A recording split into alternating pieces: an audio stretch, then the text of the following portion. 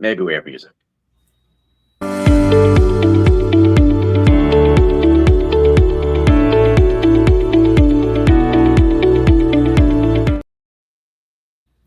Nick, hello. How are you doing today? I am outstanding, Amy. How are you doing?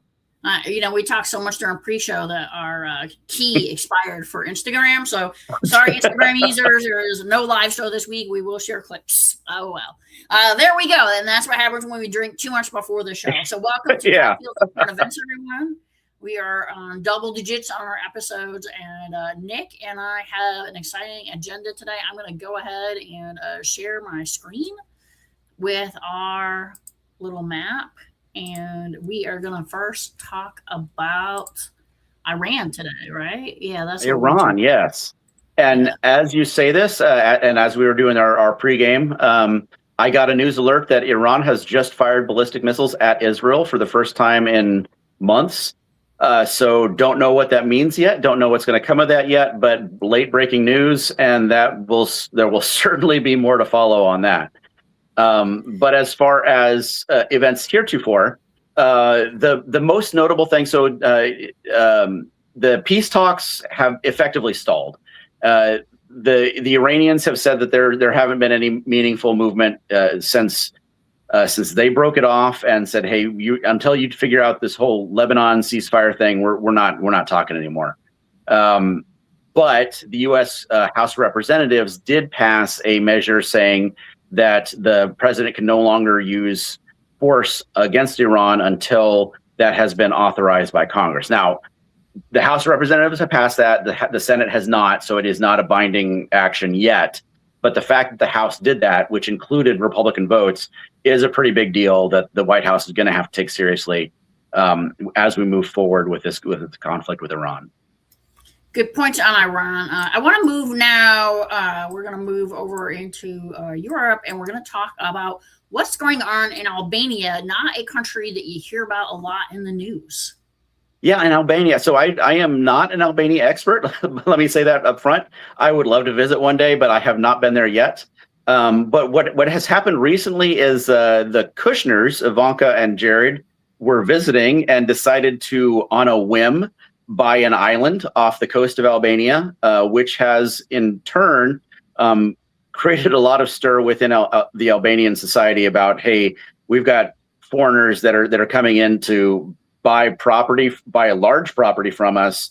Maybe we need to rethink about this. And I'm making it a little antiseptic. It's been a little more chaotic in Albania. It's a little more of a big deal there. But the fact that and this is, when you say the Kushners, Jared and Ivanka, there is absolutely a tie to Trump. So there is an absolute tie to the United States government here, that we're just kind of going in and buying a piece of property, a large piece of property in a foreign country without really vetting that, trying to talk about what's going to happen there. The notional idea is to build a big resort in this formerly protected area. And the Albanians aren't super cool with that. So what exactly is going on here? Was there something going on behind the scenes that nobody knows about? There are a lot of questions that need to be answered from the Albanian standpoint before they're comfortable with that moving forward, I think. Yeah, and so just huge protest on the streets, very anti-American sentiments. And it's very interesting how these sentiments of anti-American sentiments have really been coming up as we're approaching the World Cup. And so, oh my goodness, yeah. So we have our neighbors, Italy here. There was an offer by Trump that Italy could play instead of Iran for the FIFA World Cups. And the Italian Prime Minister said absolutely not, that they didn't need prizes that other people won. And so, yeah. And so and on that note, the Iranian team has actually gotten visas finally. It took them a very long time to get visas to come to the United States to play, but their technical support has not. So as of right now, the full Iranian ensemble cannot enter the United States to compete in this supposedly global event. So I'm not sure how that's going to play out, if they're just going to have to find a way to do all their games in either Canada or Mexico, or if they are going to be able to compete in the United States. This is, if I were another FIFA country outside of the United States, I'd be like, why is the United States hosting when they're not willing to actually do the duties of a host? So one of the things I read on that, Nick, was that the team is actually going to stay in Tijuana and Yeah. commute in for games. And so Okay. absolutely, I'm not going to go any further on that. Let's talk about France and D-Day, though. Normandy is a Oh my day that goodness. Yeah. we're honoring history and World War II and our alliance. And Hegseth gave a speech there, and it did not go over well. Let's talk about this a little bit. Yeah. So Hegseth's speech, he decided to liken the invasion of the immigrant crisis that's confronting Europe to a military invasion. This is the same language that the administration has used for immigration here in the United States. It's I really don't know where to begin with this, because it's so off base and it's so ahistorical.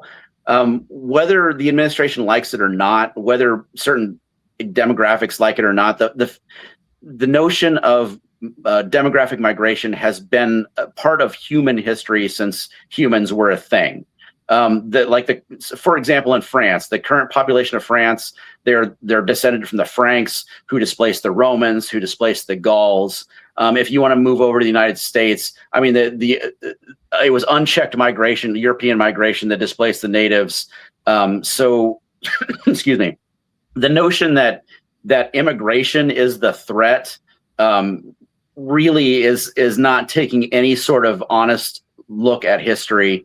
And I'll say too that you and I talked about this earlier. The demographics of Europe, the population is starting to shrink. So if they need people to do jobs, those people have to come from somewhere else. The same thing is happening here in the United States. If we want people to work in our factories, to build our homes, to pick our crops, those people have to come from somewhere, because we are not producing enough people to do that. So how we're expecting that work to be done without immigrants, both here and in Europe and in Russia and in Japan, people aren't thinking about the logical steps for what this actually means. They're just thinking. I personally think there's probably a racial component here, that, oh my goodness, we're people that don't look like me are going to be living next to me, and that's not okay. And it's ignorance, and it's short-sightedness, and it's just not good.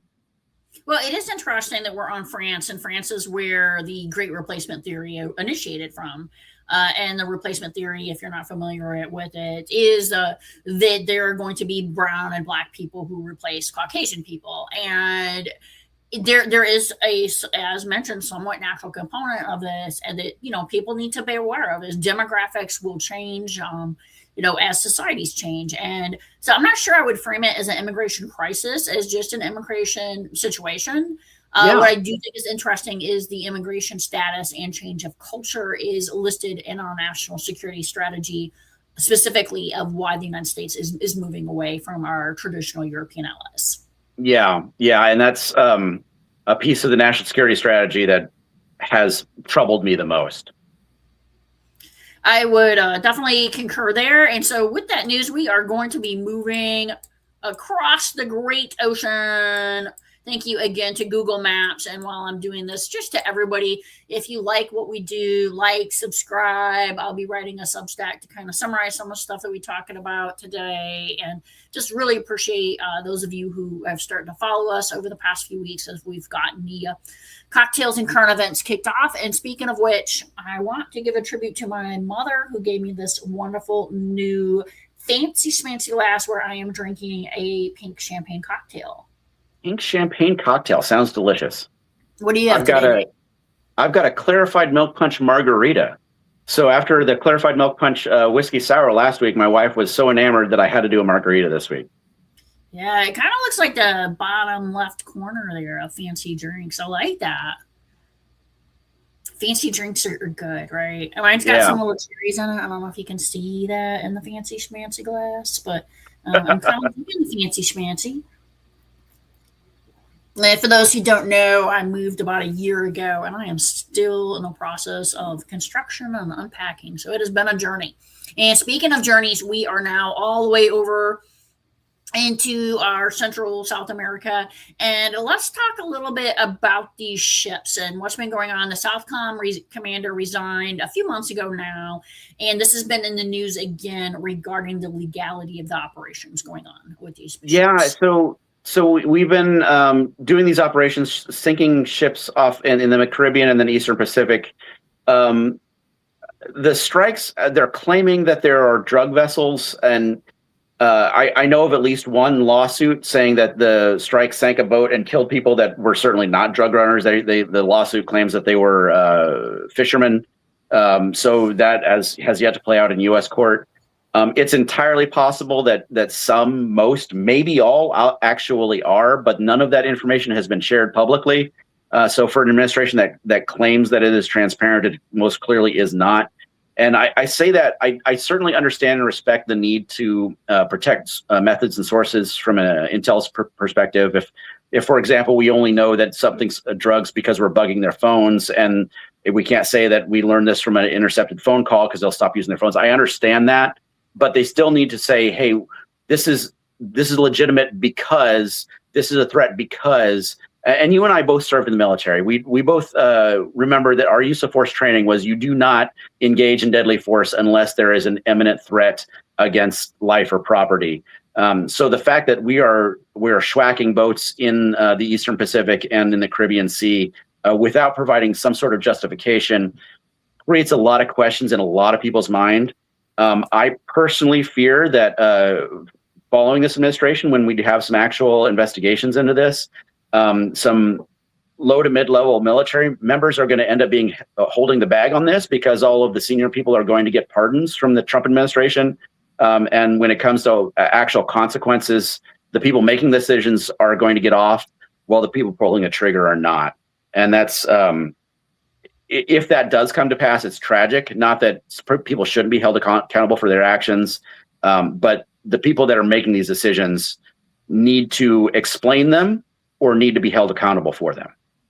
And Nick, excellent point on the junior staff members. And one thing that was a military tradition up until now was every single year there was annual training, which included your annual rules of engagement. And this training is no longer taking place. And so there's definitely a sense of those who are in lower ranks not being able to get counsel as well. A significant amount of the IG staff has been fired. So it is a terribly tragic situation. The Southcom commander did say specifically that this is why he resigned.